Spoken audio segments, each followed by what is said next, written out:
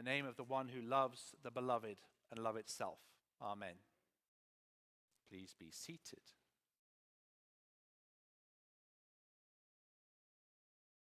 Gosh, that was a cheerful gospel. It's one of those ones where I wish I'd handed it to somebody else. There's a fire that's going to be kindled, and I am anxious that it had happened already. You think I came to bring peace to the earth? No, I didn't. I came to bring division. And in one household, fathers will be divided against sons, sons against fathers, mother-in-law against daughter-in-law, daughter-in-law against mother-in-law. And all this leads to a conclusion that says, you should know how to discern the times and what's coming. You can do it with the weather, and you do it with culture. That's a lot. Sometimes I read the gospel, and sometimes it looks like this document written about 2,000 years ago could actually have been lifted from the newspapers this week. And that always strikes me as remarkable. We are living in times that need discernment. We're living in times that are chaotic. There is immense political division highlighted right there in the newspapers all week long. There was a search of Mar-a-Lago, court cases, disagreement over what was done, what should have been done, what wasn't done. And a sense in some ways that some of our values as a country are being eroded. You know what needs to happen at a time like this? Discernment. Prayerful, thoughtful discernment. And we have this image of Jesus, that he came to be the Prince of Peace and bring us all to peace, make us all love each other and get on and be buddies. And as good progressive Christians, we love that message. We love that image. But we can't deny that there are passages like this in the Bible where Jesus says, I didn't come to do that. I didn't come to do that. I came to sow division. And we actually know in our heart of hearts that he did sow division because some people wanted to kill him. It wasn't easy. And around him, people disagreed about his message. But you know what? You actually need disagreement in order for discernment to work. You can't all be in agreement if you're trying to figure out what the right way and the wrong way to live is. And what Jesus was doing was challenging systems and structures in the world that he was in that were unjust. And he got agitated and angry about it. He came to bring peace. No, he turned over tables at times and said that this way that you're behaving in the temple is not right. And I find these kinds of texts awfully challenging. Really, really difficult to make sense of. But then I look in the newspapers and I realize that around the January 6th investigation, I've heard a story of a son turning his father in because he invaded the Capitol. And right there we have this picture of a son against a father against a son. It's right there in the Bible, and it's right there in the newspapers. And we are being asked to discern our times, which is a heavy burden. Some people look at this text and they think it's predicting the end of the world. That the discernment of the times is to recognize that as things get worse, Jesus must be coming back.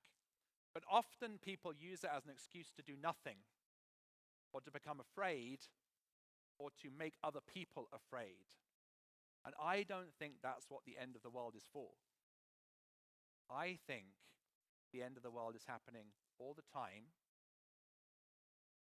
and the world is beginning again all the time. And that any theology that makes you afraid of the end of the world is misplaced. Jesus is with us, whatever is happening, and we should be joyful and discern that even though things are difficult, our faith still works. And I utterly believe that. There was another period in history where it looked like the world was ending.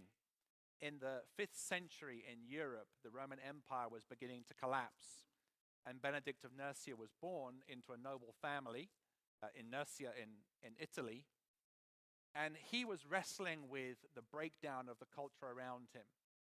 Decided to leave his family and go and become a hermit in the woods and become a nobody instead of being a famous, powerful person. He decided to live a countercultural life. And gradually a community built up around him. Through the late 5th century and the early 6th century, that community grew, and eventually he developed a rule, and people started living by it. Some of his monks thought he went too far creating his rule. They thought he was such a harsh abbot that one of them tried to poison him at one point because he went too far, but it wasn't successful. And he built a rule and a community that were deeply committed to their faith in the middle of the world ending. He said, listen, be committed to one another, read the scriptures, treat work like it's prayer and prayer like it's work. Live this way. And for a period of time, he created communities that gathered together and had to secure themselves against the violence of the world. He died in the mid-6th century, and he left communities that were growing all over Europe. And at that point, the Roman state completely collapsed, and it became Bedlam. The world as they knew it ended. And Benedict's faith inspired his community to become places of learning, places to retain culture, places where art and music could be practiced. They became essentially the social services across Europe. They became hospitals. They became places of safety and places of sanctuary, because in the middle of the world falling apart, he doubled down on his faith and committed himself to it deeply. So his discernment about the collapse of his culture was, my faith is the most important thing to me, and I'm going to double down on it, and I'm going to commit to it deeply. And he was joyful about that. And out of that foundation, a new world grew. Now, we might be facing the end of the world as we know it. I might be being overly dramatic, but we might be. And we are called to discernment. What is God asking us to do in this moment? I think he's asking us to go deep into our faith. That's what I think we're being asked to do. And there are opportunities. As we begin the fall program year, I am being reminded day in, day out about some of the programs that we run at this cathedral, and I am gradually, as we come out of COVID, seeing the full extent of them. Journey with Jesus, the Charis course for newcomers, EFM, Sacred Ground happening in the fall. These are all ways to deepen your faith, because you know what? We are a community that's committed to formation and learning, to going deep into our faith and understanding how we can live in turbulent times, committed to the joy of following Jesus Christ. So one thing that you can all do is sign up for one of those courses and see your faith deepen this fall. I'm also really grateful that we've got Rosemary here. Rosemary, who is an ordinand, who will be going to seminary this fall, because she's committed to deepening her faith and to leading in a church that's wrestling with the culture. That's a great sign of hope for me. And I'm grateful for Rosemary doing that. And we're going to say a prayer for her just at the end of the announcements today, and give thanks for her faith and faithfulness. You might ask, is this all going to work? Is it? Actually, it took a century for the impact of Benedict's life to really start having an impact, and it happened after he died. So we've got to be patient. But I believe this stuff does work Because when I think we enter into our faith more deeply, we are not doing so alone. I really believe that God meets us in those commitments and is present with us when we are engaging in discernment and the deepening of our faith. And God brings us to life and to joy. And I'm not sure if this segue is going to work, but I'm going to leave you with a final story, which has renewed my faith that God's present in the world and doing something, even if I don't fully understand it. This week, the cathedral was the victim of a crime. Somebody broke in Thursday night and stole 4 of our live stream cameras, which are pretty good cameras. You helped raise money and pay for them a couple of years ago. They're broadcast quality. He also stole a soundboard. On Thursday night, the wardens and the custodians and I came together, and I sat in my office typing letters and doing stuff. They all did the work, but they tidied up and cleaned up, made the place safe. And then we called the police. They came in, they investigated, and there's still an ongoing investigation. Friday, I had to call the insurance company and start that whole process, and I was feeling fairly downtrodden. On Friday, I was writing you all a letter to tell you what happened, and I decided to get some advice, so I called Alan Relaford, who is the diocesan communications missioner, and he's good at that sort of thing. So I read him my letter, and he just said, oh, say less about this and say more about that, and change that, and all the things that communications people do.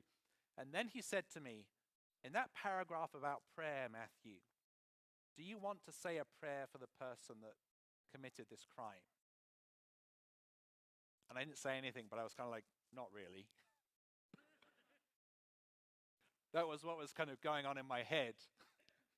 And then he said, no, Matthew, do you want to say a prayer for the person that committed this crime? And at that point, I was like, yes, Alan, of course I do. So I said a prayer. Let me be honest, I said a prayer that I didn't believe was going to come true. I wrote a prayer that we hope that the God of love would touch this person and help them turn their life around. And I sent it out to you, and I think some of you prayed that prayer. I'm pretty sure. So the end of the story is that on Saturday morning, I was at the men's breakfast, and we were having, wonderful food cooked by Kevin, and great fellowship, and somebody that I didn't know walked in. And I walked up to him because he looked a bit lost and said, can I help you? And he said, oh, I'm the guy that took the stuff on Thursday night. I'd like to bring it back. And I was slightly shocked because they don't have a class on this in seminary.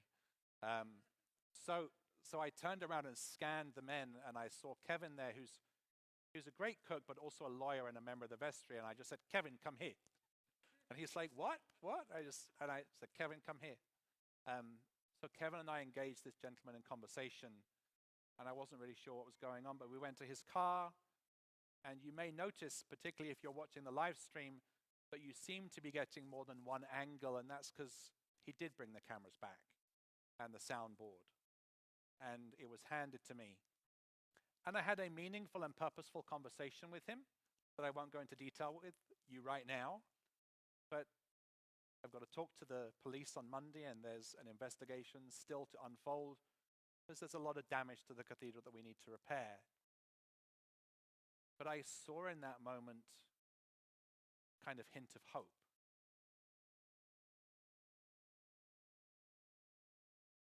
And a moment of faith. And a belief that even in difficult circumstances, when we carry on trying to do the right things, we were going to carry on telling people that Jesus loved them even if we didn't have cameras. If we carry on trying to do the right things, God can fill that with God's presence in ways that we cannot possibly understand. So I leave you with that story, asking you to be aware that our world is in a difficult spot. Be willing to discern the times. In your discernment, recognize that you're being asked to deepen your faith, not abandon it. And recognize that when you do, God will meet you and do something extraordinary.